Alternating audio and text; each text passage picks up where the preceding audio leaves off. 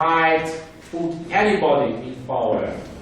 So if someone, complete idiot, having a paper on that from the doctor, is a complete idiot, if voters would like to get that guy as a prime minister, they might do it theoretically. Probably not a real chance to do that. But are the voters, are they taxpayers or are they beneficiaries? What is their most important angle? My wife is a teacher receiving her salary from a local government. Two kids attending, one is attending a university, other is attending a secondary school. Myself, I'm working in the private sector, paying huge amount of taxes or contribution. I believe it.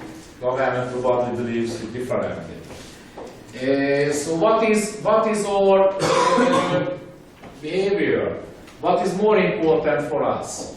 Is it more important for us to get more health system, state controlled health system or state financed health system, or I would like to get smaller taxes because I can buy, personally myself, I can buy a much cheaper, let's say, health insurance system. And I can give you thousands and thousands of examples. Right now, because this is not a public university, but let's suppose we are sitting in the Portland University a little bit down the river. This is a state university. What is your interest? What you would like to get from the system? You would like to get, of course, the less tuition fee, normal. You would like to get more money as a scholarship money. You would like to get the best professor on world. So, for example, not myself who has a job and not spending 24 hours on this topic. Just you would like to get the best Harvard professors. You would like to get the best computers, which is available.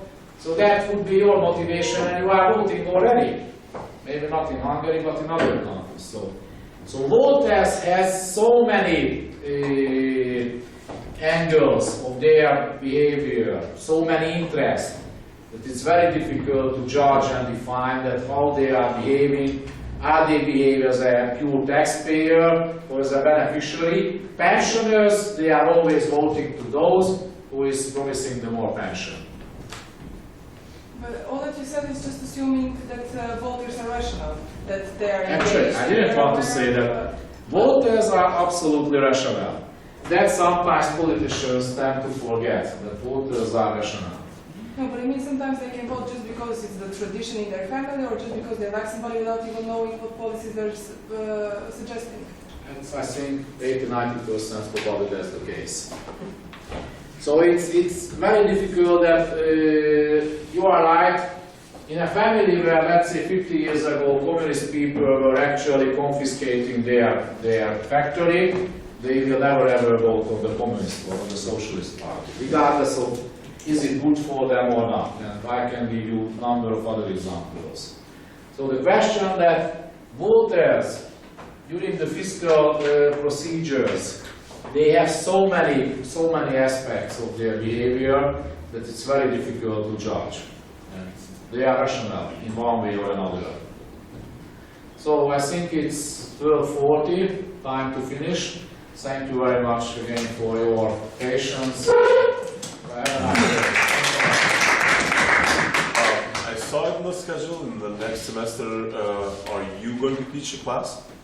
I know that I will have 2 classes, and at the beginning it was one after the other, but because I had some foreign trip, it was somehow mixed. So I don't know when I'm coming next time, but if you give me 1 minute, I can check Imagine out. Europe, something international. What was it?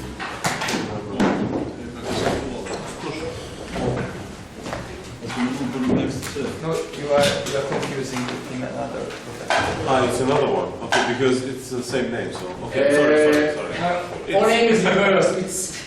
When it was an advisor in the ministry, it was a complete mess. The English letters. I got his English letters, he got my Hungarian letters. That was actually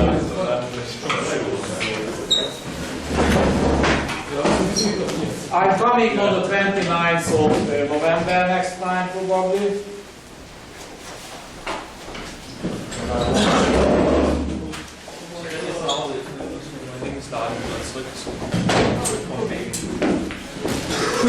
I will come twice probably, but